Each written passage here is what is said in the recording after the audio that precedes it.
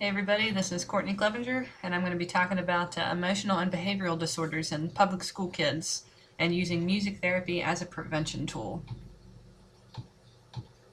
So why did I choose to study emotional behavior disorders? It's a difficult disorder to outwardly identify.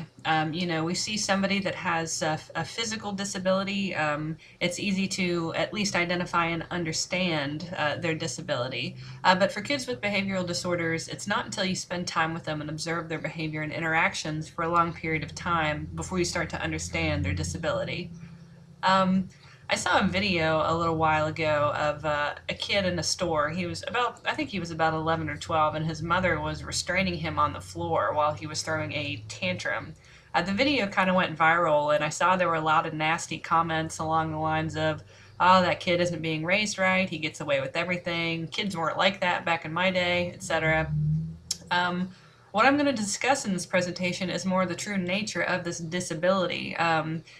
That particular kid in the video, he couldn't help what was happening to him in the moment of that behavior. I can briefly compare it to, we wouldn't ask a student in a wheelchair to stand up and play basketball to participate in class any more than we can expect a kid with a BD disorder to stay in line, take your turn, don't shout, don't hit, don't spit, etc. It's part of their disability, and it's part of our job to as music therapists to help them come up with coping mechanisms to try to improve their lives. I put prevention on here because, these kids that grow up with behavior disorders and don't learn coping mechanisms for these things. More than half of convicted serial killers, thieves, and criminals had some sort of behavior disorder as a kid. So this is a short video that we're going to watch. It's of a special education classroom in the UK. I've been in several BD classrooms, and I can tell you that this video is not an exaggeration at all. And please notice the behaviors of the kids while we watch, and also notice the adult to student ratio. Hey, Johnny, look at me. Can you take some space properly?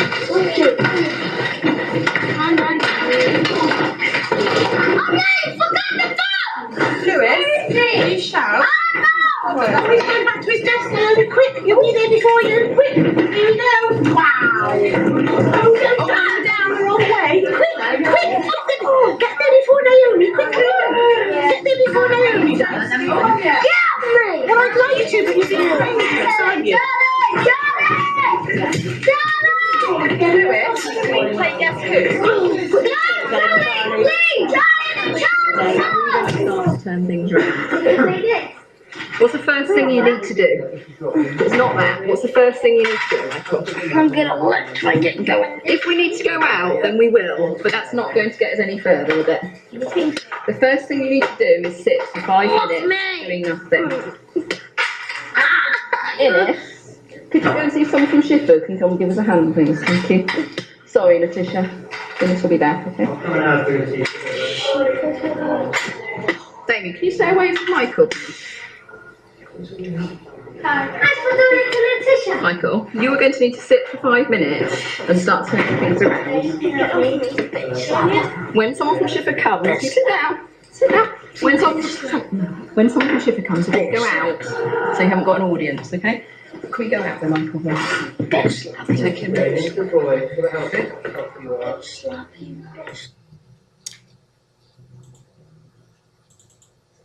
All right. So some observations from that video.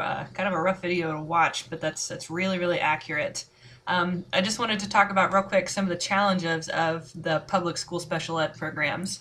You probably noticed in that video that there were a fair amount of adults to the number of students. Typically, you have one adult to a max of 2 or 3 kids with BD. They're really, really difficult to control. In that video, there were a lot of kids in that small space, and an environment like that is difficult because those kids feed off of each other.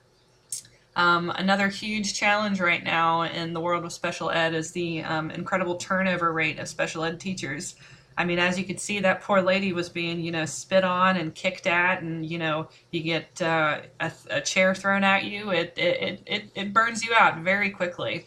So some observable behaviors of these kids, they were cussing, hitting, spitting, and throwing objects, and again, it's part of their lack of coping mechanisms, which we can help them with through music therapy. So, what defines an emotional behavioral disorder? Well, through IDEA, it's an inability to build or maintain interpersonal relationships, an inability to learn, which is actually related to the previous bullet. A lot of times, it's not that these kids have a low IQ. A lot of the BD kids I've worked with are actually very, very smart, but because they lack the ability to build and maintain these relationships with teachers and adults, and their peers, they aren't able to, it really hinders their learning environment. They may have a consistent or chronic inappropriate type of behavior or feelings under normal conditions and display a pervasive mood of unhappiness or depression. I worked with one little boy who, he was in the 3rd grade and he told me he was going to kill himself all the time. And, it's a normal thing for this disorder, unfortunately. A couple other terms you may hear this reference as. It's sometimes called a conduct disorder, an emotional disturbance, an oppositional defiant disorder, or disruptive behavior disorder. All similar names for the same disorder. So what are the characteristics? So we saw some of them in there. Hyperactivity. We saw those kids running around, throwing some chairs. And can you even imagine? I mean, they have BD classes in high school. Can you kind of picture what that must be like to have a 17-year-old male, having a chair over his head? I mean, that's where our convicted criminals come from, is because they're not learning their coping mechanisms. They have difficulty with conformity, aggression, or self-injurious behavior, withdrawal, and immaturity. And again, learning difficulties not associated with low IQ, but rather with not being able to form these positive relationships. So what are the causes? There's some biological evidence, a chemical imbalance in the brain. Some people think it's heredity. There's some gene evidence. Most of it, though, is environmental evidence, I believe. Social or family situations, death or divorce, and stress. A lot of these kids are either being abused, they've been exposed to drugs and alcohol their whole life. The one little boy I was working with who said he was going to kill himself all the time was actually adopted, and his mother was addicted to crack cocaine when he was born. So again, I guess you could contribute that to both a chemical imbalance and a family situation.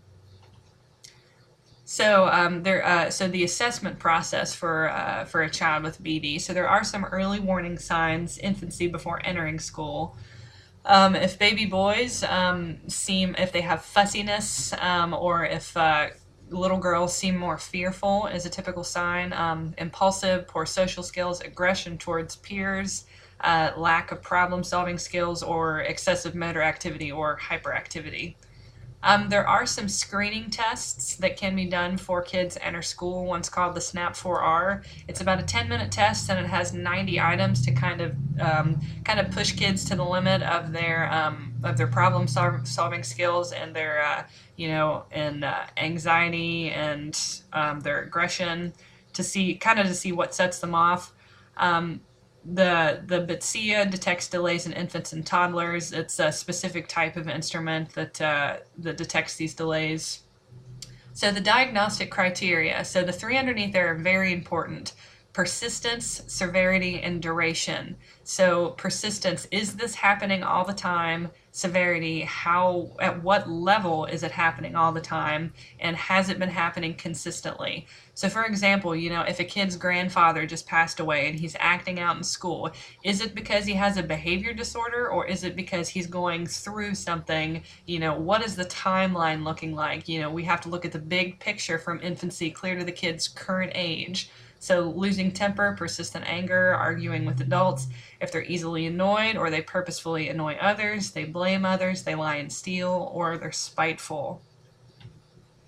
So there are some overlaps in diagnosis that I wanted to talk about. It happens really often where you'll see an emotional behavior disorder paired with autism. It does happen, but I did want to mention the differences between the two, okay? So for autism, it's a specific communication, social behavior, and learning problems. They're specific, whereas EBD kids, it's about emotional responses and their behavior problems only. Autism has sensory issues, EBDs don't. Autism, they can have some physical health symptoms. I think I read something about the gastrointestinal tract or something. They have problems with their internal organs, where most of the time EBD kids are, they're totally healthy physically, other than, possibly the chemical imbalance in their brain. Autism can typically be diagnosed a little bit earlier than emotional behavior disorders as well. So, some more interesting information, boys versus girls with this disorder. So, of the kids diagnosed with an EBD, 80% of them are boys and only 20% are girls. So, it's the difference between externalizing and internalizing. So, boys act out more, they're more aggressive, whereas girls will typically be more withdrawn, are more likely to be depressed and develop phobias. Girls are more likely to develop coping skills and are more likely to grow out of the disorder versus boys. It may be contributed to slower physical development for boys, and they also have difficulty adjusting to classroom environment. So just a brief educational chart here for you. You can see it pretty briefly. So it's a graduation rate and college rate. So you can see even how low the secondary education is compared to a typical functioning student, which is really frustrating because, again, some of these kids are so incredibly smart that have behavioral disorders, but because they're not taught these coping mechanisms, they sometimes turn into criminals, or they don't make anything of themselves because they cannot conform. So what is the treatment? There are some medications that help, none that are specifically approved by the FDA to help with behavior disorders, but rather than just to treat some of the symptoms. Exercise, healthy physical outlets. Again, these kids have a lot of built up energy and frustration. And therapy intervention. There's family therapy, talking therapy, and music therapy. So how can music therapy help? Again, these kids have a lot of pent-up energy and frustration. We can use music to help them exercise, and we can also help them to focus their attention on a particular task while motivating and communicating with the kids to create positive results. So something interesting again, kids with EBDs greatly benefit from group therapy sessions. So, the social interaction, these kids do not interact well with their peers. Their peers shy away from these kids because most kids wish to conform and to please adult figures.